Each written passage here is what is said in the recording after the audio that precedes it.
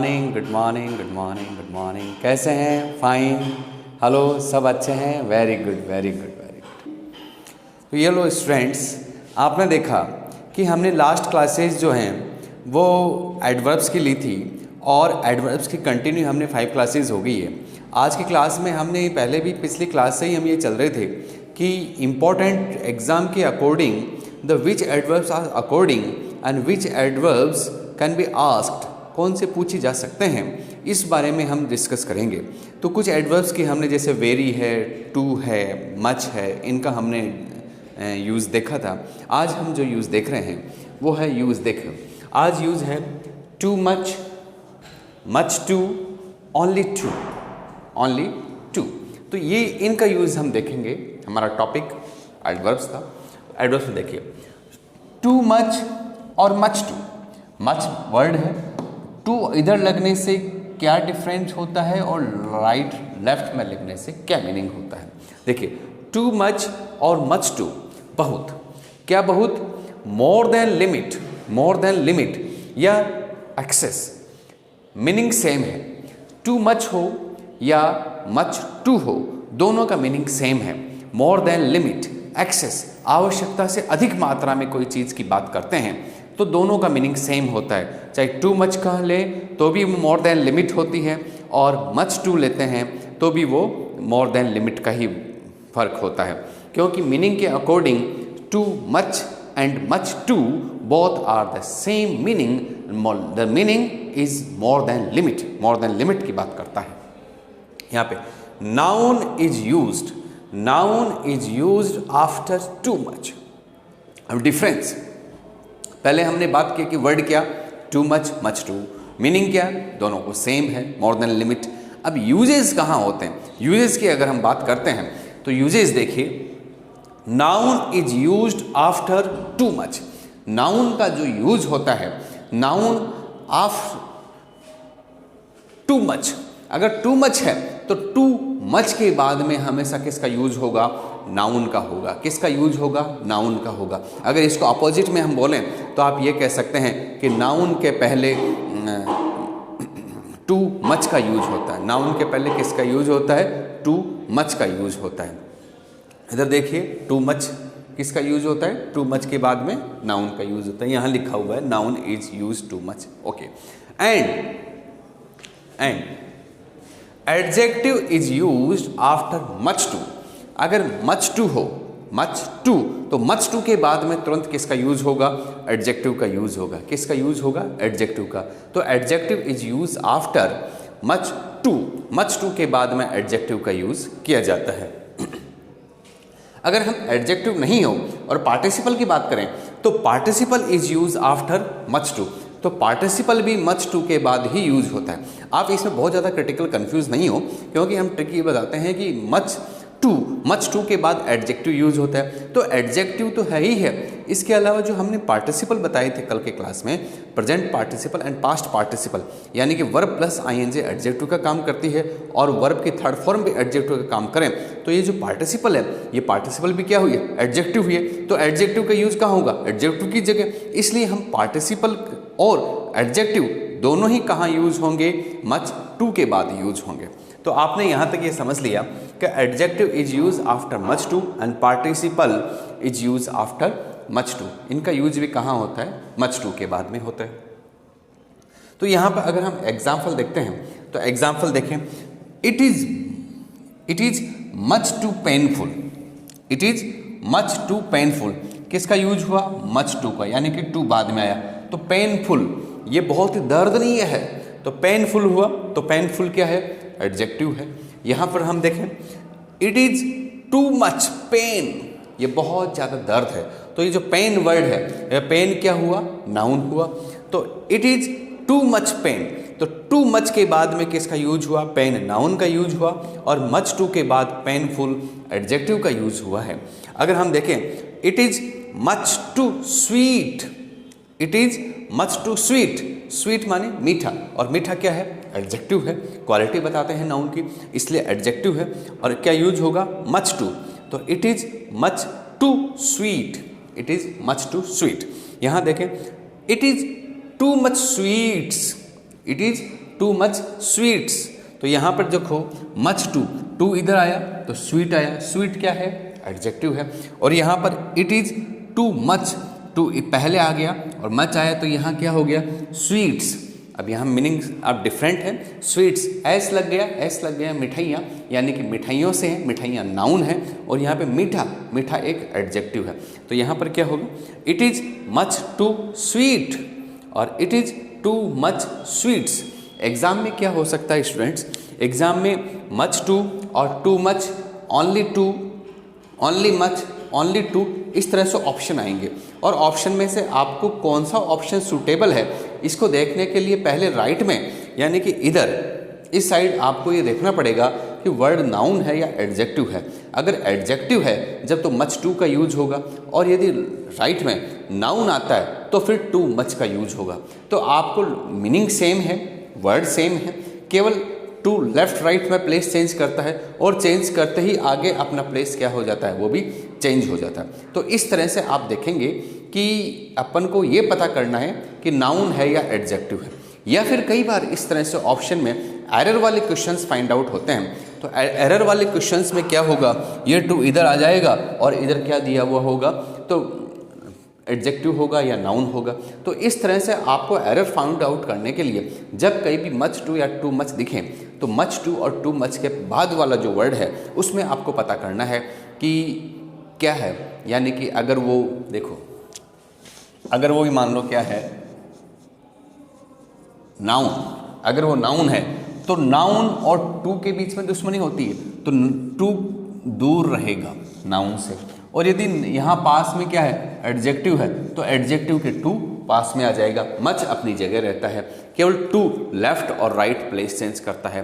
तो टू किसका पड़ोसी हुआ, किसका संबंधी हुआ, हम ये कह सकते हैं किसका रिलेटिव हुआ, तो आप कह सकते हैं कि टू एडजेक्टिव का फ्रेंडशिप रहा तो इसके पास में आएगा, और जैसे ही नाउन आएगा, नाउन आते ही टू वापस अपने से दूर चला जाएगा।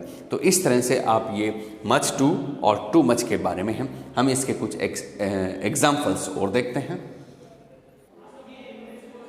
यस स्टूडेंट्स, हमने उसके to be continue much too और टू मच के हम एग्जाम्पल्स देख रहे थे, और इनके और एग्जाम्पल्स हम देखते हैं।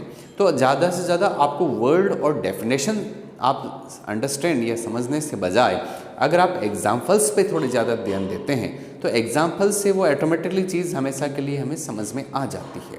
तो यहाँ हम एग्जाम्पल देखते हैं कि एग्जाम्पल क्या है, he has too much dresses. देखो ही हैज, उसके पास है टू मच ड्रेसेस। अब यहाँ पर मच आया, ओनली मच होता तो क्या होता, अधिक ड्रेस है। यहाँ हमने लगा दिया टू मच, यानी आवश्यकता से ज़्यादा ड्रेसेज हैं, और ड्रेसेज क्या है, नाउन है, इतने ड्रेस है उसके पास, there is no requirement of this dresses but the more the limit of the dresses it means the too much dresses. तो फिर नेक्स्ट सेंटेंस है the tea is much too sweet. यहाँ क्या है, द टी जो चाय है is much too sweet, ये चाय जैसे ही मैंने पी और पीने से पता चला कि इसमें तो चीनी बहुत ज़्यादा मात्रा में डाली हुई है, तो हम क्या कहेंगे, it the sugar is too much, यानी कि लिमिट से ज़्यादा शुगर है। तो हमने कह दिया कि the tea is much too sweet, ये चाय तो बहुत ही ज़्यादा मीठी है, और यानी कि जितनी मीठी होनी चाहिए उससे भी ज़्यादा मीठी है, यानी कि मोर देन लिमिट, एक्सेस की मात्रा बताता है। तो यहाँ पर मच टू हुआ, और मच टू के बाद में ये स्वीट है, स्वीट क्या है, एडजेक्टिव हुआ, स्वीट क्या है, एडजेक्टिव हुआ। फिर देखिए सी इज मच टू स्लिम, हम कहें कि वो एक तो होता है नॉर्मल स्लिम, और हमने कह दिया कि she is too much slim, यानी कि टू मच टू, यहाँ पे क्या आया, she is much too slim, too इधर आया पास में, तो 100% ये स्लिम क्या है, एडजेक्टिव है, और इस सी की, इस जो लड़की है फीमेल, इसकी क्वालिटी बता रहा है कि वो स्लिम नहीं है, वो मच टू स्लिम है। और मच टू स्लिम का मतलब आवश्यकता से ज़्यादा दुबली पतली है, जैसे तो कोई टीबी की पेशेंट है, इतने स्लिम उसको नहीं होना चाहिए था। तो यहाँ पर मच टू स्लिम, स्लिम भी क्या है, एडजेक्टिव हुआ। फिर हमने क्या, he is much too long, he is much too long, अगर किसी हाइट की बात करें तो 6 फीट तक हम जनरली ये मानते हैं कि ठीक एक एवरेज हाइट होती है, और अगर 8 फीट का, 8 फीट के, अगर कोई किसी इंसान को आप देख लो 8 फीट के आदमी को, क्योंकि जनरली हमारा जो गेट होता है वो कितना 6 फीट का होता है, और 8 फीट के बेड कितना होता है, 6 फीट का होता है, और 8 फीट के आदमी को अगर आप देख लेते हो तो क्या कहोगे, he is much too long, वह लंबा है, कितना है, मच टू लॉन्ग, आवश्यकता से ज़्यादा लंबा हो गया। तो ये जो लॉन्ग है ये भी क्वालिटी बता रहा है किसकी, ही की, इसलिए यहाँ पे ये लॉन्ग क्या हुआ, एडजेक्टिव हुआ। लॉन्ग क्या हुआ, एडजेक्टिव हुआ। और मच टू हुआ, मच टू आवश्यकता से ज़्यादा लंबा है, ठीक, जो कि इतना लंबा नहीं होना चाहिए। He has too much books, he has too much books. अगर आप किसी 10th क्लास में पढ़ रहे हैं और 10th क्लास में या किसी एक पर्टिकुलर क्लास में, और वहाँ पे सपोज आपको लिमिट बुक्स की कितनी है, 7 बुक्स की आपकी टेक्स्ट बुक जो है 7 बुक्स की, ठीक है। अगर आप एक एक गाइड बुक्स लेते हैं तो भी उनकी डबल हो जाती है, कितनी, 14 हो गई। और भी ज़्यादा आप 1 वीक पास बुक वगैरह लेते हैं तो कितना होता है, 21 आपके पास बुक्स हो गई, 30 बुक्स आपने रख ली इसके लिए, ठीक है। लेकिन अगर आपके पास 200 बुक्स हो तो वो क्या होगी, एक मोर देन लिमिट, कि you are required only the 7 books, और 7 बुक्स के बजाय आपने एक लाइब्रेरी 200 बुक्स परचेज कर ली, तो there is no required for the this class of this books, but it is the more than limit, it is excess books you have the. तो books is a noun, तो noun को आप ज़्यादा मात्रा में बता रहे हैं, इसलिए टू के क्या आएगा, पहले आएगा, और हम बोलेंगे टू मच बुक्स। क्या बोलेंगे, he has too much books, he has too much books बोलेंगे। तो इस तरह से हमने ये देखा, आपके क्या थे, टू मच और मच टू के एग्जाम्पल्स थे। आगे हम देखते हैं कि ओनली टू क्या होता है।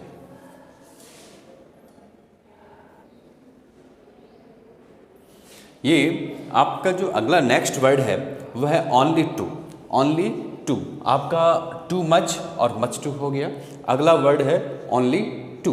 तो ओनली टू हम देखते हैं, ओनली टू, तो ओनली टू का मीनिंग क्या निकलता है, अधिक, बहुत, और किस सेंस में, वेरी, वेरी के सेंस में अधिक निकलता है। जैसे ही आपको टू दिखा और इस टू से आप ज़्यादा कंफ्यूज मत हो ना, क्योंकि टू देखते ही सीधा आपका माइंड जाएगा नेगेटिव सेंस, और नेगेटिव सेंस में पहले हमने ये आपको यहाँ क्लियर कर दिया है कि it is totally different from too, it is totally different from too. ये पूर्णतः टू से अलग है। ये किससे अलग है, टोटली टू से अलग है। तो यहाँ पे it is totally different from too, किससे अलग है, totally different from too, too से अलग है। यानी कि TOO जो नेगेटिव सेंस देता है, ये नेगेटिव सेंस के अर्थ में नहीं है। ओनली टू लगाने से किस सेंस में होगा, वेरी, वेरी के सेंस में होगा। तो आप इसका एग्जाम्पल देखेंगे यहाँ से, तो एग्जाम्पल देखेंगे, I shall be only too happy, I shall be only too happy, मैं बहुत ज़्यादा खुश होऊंगा, टू मीट यू, मैं आपसे मिलकर के बहुत ज़्यादा क्या होऊंगा, खुश होऊंगा। फिर यहाँ देखिए, I shall be very happy to meet you, तो हमने दो सेंस लिखे, यहाँ पे क्या लगाया, ओनली टू यूज किया, और यहाँ पर किसका यूज हुआ, वेरी का यूज हुआ। तो ये वेरी का यूज और ओनली टू का यूज, यानी कि दोनों सेंटेंस का मीनिंग सेम है। फिर हमने क्या कहा, he will be only too angry, वह बहुत ज़्यादा गुस्सा होगा, टू लुक इट, इसे देख करके, जो आपने गड़बड़ी की है उसको देख करके वो बहुत ज़्यादा क्या होगा, नाराज़ होगा। तो हम ये कह सकते हैं कि ही will be very angry, very very angry. तो वेरी एंग्री नहीं लिख करके आपने वहाँ पर किसका यूज़ कर दिया, ओनली टू का यूज़ कर दिया। तो only too, generally it is, this word is not use in the spoken English. हमारी जो स्पीकिंग इंग्लिश होती है इसके अंदर ओनली टू का यूज़ जनरली यूज़ नहीं होता है, लेकिन फिर भी अगर एग्ज़ाम के अकॉर्डिंग हम देखें तो एग्ज़ाम में, कॉम्पिटिशन एग्ज़ाम में ओनली टू का यूज़ पूछा जा सकता है 100%। तो आप इसके लिए प्रिपेयर रहें, क्योंकि ये कंफ्यूज करने वाला वर्ड है। Most of the student they know about the TOO only the, it is a negative word, तो how can it possible the denote of the very, very का सेंस कैसे दे सकता है। तो लेकिन ओनली टू के पहले ओनली लगाने से वो पॉजिटिव बन जाता है, और उसके वो किस सेंस में हो जाता है, वेरी के साथ में हो जाता है। तो इस तरह से आप इस बिल्कुल भी घबराएं नहीं, और ओनली टू आते ही आपके दिमाग में होना चाहिए कि वेरी वाला सेंस है, पॉजिटिव सेंस है। तो ये वाला जो था आपके अंत, आपने आज में 3 वर्ड पढ़े, टू मच, मच टू और ओनली टू।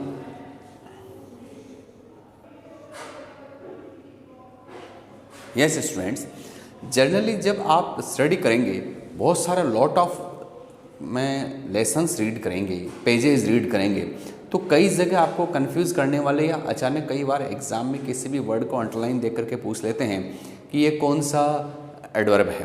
तो जनरली जो एडवर्ब्स होते हैं वो आपको मैं बताता हूँ। देखिए, adverb of frequency, adverb of frequency कौन? अकेजनली, ऑलवेज और ऑफन। अकेजनली, ऑलवेज और ऑफन, ये कौन से होते हैं? फ्रीक्वेंसी, बार बार जो आते हैं। फिर देखिए नेगेटिव एडवर्ब्स, नेगेटिव एडवर्ब्स कौन से होंगे? नेगेटिव एडवर्ब्स है rarely, scarcely, hardly, seldom, never, little, nor, neither. तो these words are negative words, these words are negative words. इन्हें हम क्या बोलेंगे? नेगेटिव वर्ड्स बोलेंगे। Rarely, scarcely, hardly, seldom, never, little, nor और neither, these are the negative words. ठीक है। Restrictive adverbs, जो एडवर्ब्स रिस्ट्रिक्ट करती है किसी वर्ब को या एडजेक्टिव को रिस्ट्रिक्ट करती हैं, उन्हें हम क्या बोलते हैं? Restrictive adverbs. जैसे in no other way, in no other way, only in this way, only in this way, only yesterday. तो ये जो कंपाउंड वर्ड्स हम कह सकते हैं, ये रिस्ट्रिक्टिव एडवर्ब्स हुई। यहाँ देखिए pre adverb, pre verb adverbs.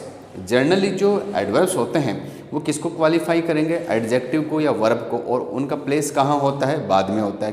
क्यों? क्योंकि हमने उस दिन स्ट्रक्चर में पढ़ा था SVOC, तो OC के बाद में MPTR, यानी कि एडवर्ब कहाँ आता है? लास्ट में आता है वर्ब के। लेकिन जो एडवर्ब हो, वर्ब को क्वालिफाई करे और वर्ब से पहले आते हैं, वो कौन से होते हैं? वो देखिए जस्ट, ऑलरेडी, यट और still. These are adverbs and that is used before the verb. ये किसके पहले यूज़ होते हैं? बिफोर द वर्ब के पहले यूज़ होते हैं, इसलिए ये कौन से हुए? प्री वर्ब एडवर्ब्स कहलाए। क्या कहलाए? प्री वर्ब एडवर्ब्स कहते हैं इनको। यस स्टूडेंट्स, हमने अभी थोड़ी देर पहले जो हमने यहाँ लिखा था, वो जो आपने देखा था इससे पहले वाली स्क्रीन पे, वो क्या था? वो था मतलब फ्रीक्वेंसी एडवर्ब क्या होते हैं, प्री एडवर्ब क्या होते हैं, नेगेटिव एडवर्ब्स क्या होते हैं, रिस्ट्रिक्टिव एडवर्ब्स क्या होते हैं। तो अब इनके यूजेज अगर हम देखें तो जनरली नेगेटिव एडवर्ब्स की प्रॉब्लम आती है स्टूडेंट्स के लिए, क्योंकि नेगेटिव एडवर्ब्स जनरली स्टूडेंट ये ध्यान रखते हैं कि जो हमने प्री एडवर्ब्स तो बता दिए थे, लेकिन प्री वर्ब एडवर्ब बता दिए थे, लेकिन प्री जो नेगेटिव एडवर्ब्स हैं वो तो सेंटेंस के लास्ट में होने चाहिए। लेकिन कई बार सेंटेंस में हम क्या करते हैं कि इस नेगेटिव एडवर्ब्स को अपनी पर्टिकुलर प्लेस पे नहीं रख करके उसको कहाँ ले आते हैं? सेंटेंस के फर्स्ट में लेके आ जाते हैं। और सेंटेंस के फर्स्ट में जो नेगेटिव एडवर्ब लाते हैं, उस नेगेटिव एडवर्ब को फर्स्ट में लाने से ये होगा कि वहाँ पर वो जो स्ट्रक्चर है ये वाला, वहाँ पर ये जो नेगेटिव एडवर्ब्स होते हैं, तो नेगेटिव एडवर्ब को हमने क्या बताया कि इनको पहले भी यूज़ कर सकते हैं। तो यहाँ देखिए दीज नेगेटिव एडवर्ब्स हैं, these can be use starting of the sentence, these can be use starting of the sentence. ये सेंटेंस के स्टार्टिंग में भी यूज कैन भी लगाए हो सकते हैं। द स्ट्रक्चर ऑफ सेंटेंस, जो सेंटेंस का स्ट्रक्चर जो पहले था, will be change into interrogative. जो सेंटेंस का स्ट्रक्चर था वो किस तरह से हो जाएगा? इंट्रोगेटिव स्ट्रक्चर के रूप में हो जाएगा। यहाँ देखते हैं हमने सेंटेंस था he little knows about physics, he little knows about physics, he little knows, वह न के बराबर नॉलेज है किसकी? फिजिक्स की उसको। अब क्या होगा? Little does he know about physics, little does he know about physics, तो उसको क्या, उसको फिजिक्स के बारे में नॉलेज है। फिर देखिए I don't go to the cinema, मैं सिनेमा नहीं जाता हूँ, क्या होगा? नोर डू आई, क्या मैं जाता हूँ। फिर देखिए hardly had he reach the station, hardly had he reach the station. अब होना ये चाहिए कि हैड जो है वो सब्जेक्ट के बाद में यहाँ यूज होगा, यहाँ यूज होता। अब यहाँ यूज नहीं होकर के यह हेल्पिंग वर्ब कहाँ आ गई? हेल्पिंग यहाँ होता है हेल्पिंग वर्ब, और ये कहाँ आ गया? हैड हमने यहाँ पहले यूज किया। तो सेंटेंस क्या हो गया? Hardly had he reach the station, मुश्किल से ही वह स्टेशन पहुँचा होगा। हार्डली क्या है? नेगेटिव वर्ड है। फिर देखिए scarcely, scarcely had he done this work, मुश्किल से ही उसने अपना काम किया होगा या कर चुका था। तो hardly had he done this work. तो यहाँ पर आप इस सेंटेंस में एक प्रॉब्लम आपको समझ में आई होगी या फिर आपको ध्यान नहीं दिया होगा। देखिए हार्डली हैड ही रीच्ड, क्या हम यहाँ एट लगा दें क्या? Hardly had he reached at the station, at the station, वह मुश्किल से ही स्टेशन पे पहुंचा ही होगा, हम ये बात करें तो क्या रीच्ड के बाद एट आएगा क्या? रीच्ड एट, रीच्ड एट बोलने सुनने में बड़ा अच्छा लगता है, लेकिन आप बात करें कि प्रीपोजिशन रीच के बाद में, रीच अपने बाद में there is no any preposition, अपने बाद में कोई प्रीपोजिशन नहीं लेता है, क्योंकि जनरली एग्जाम में रीच या रीच्ड या रीचिंग होता है और उसके बाद में फिल इन द ब्लैंक करके और 3 ऑप्शन प्रीपोजिशन के होते हैं और चौथा होता है नन ऑफ दीज। तो यहाँ पर कौन सा ऑप्शन होगा? नन ऑफ दीज, क्योंकि रीच यहाँ पे टू नहीं होगा, हमने काट दिया टू। तो hardly had he reached the station, और ये क्या होगा? स्कैर्डली हैड ही डन दिस, और मुश्किल से उसने ये काम किया होगा। यानी कि हम थोड़ा सा लेवल अच्छा लेके चल रहे हैं। एडवर्ब को चाहते तो हम 2 या 3 क्लास में फिनिश कर सकते थे, लेकिन एडवर्ब को हम यूजेस देख रहे हैं एडवर्ब को, क्योंकि बहुत ज़्यादा क्वेश्चन एडवर्ब के पूछे जाते हैं, एडवर्ब से या डिटर्मिनेशन से। तो एडवर्ब से स्टूडेंट बहुत ज़्यादा कंफ्यूज होते हैं कि एडवर्ब से किस तरह से हम सॉल्व आउट करें। तो ये जो एडवर्ब्स हैं ये हम आपको एक एकेडमिक लेवल पे तो आपको हेल्प करेगा ही करेगा, इसके अलावा further in your future the if you will in fight in the competition exam, that is a very very important, ये आपके लिए बहुत इंपॉर्टेंट है कॉम्पिटिशन एग्ज़ाम के लिए। हमने रिस्ट्रिक्टिव यूज़, नेगेटिव यूज़ और इन्वर्जन का रूल, ये जो नेगेटिव वर्ड स्टार्टिंग में होते हैं इसका भी एक रूल है, इस रूल को हम क्या कहते हैं? इन्वर्जन का रूल। तो आपको इन्वर्जन का रूल पढ़ाया मैंने अभी। तो इन्वर्जन का रूल माने कि negative verb is starting of the sentence, then helping verb is use just after the negative word, उस नेगेटिव वर्ड के बाद में हेल्पिंग वर्ब यूज़ होती है, तो दैट इज़ कॉल्ड इन्वर्जन का रूल। तो ये इन्वर्जन का रूल एडवर्ब में था। आगे के जो इंपॉर्टेंट्स एडवर्ब्स हैं वो हम कंटिन्यू पढ़ते रहेंगे। थैंक यू, आज के लिए इतना ही। Thank you, bye bye. Subscribe करना नहीं भूलें। आपके स्नेह से, आपके अटैचमेंट से मुझे कमेंट्स मिलते हैं, और जो हमारे सब्सक्रिप्शंस हैं वो रेगुलर बढ़ रहे हैं। तो प्लीज़ सब्सक्राइब इस channel. Thank you very much, bye bye.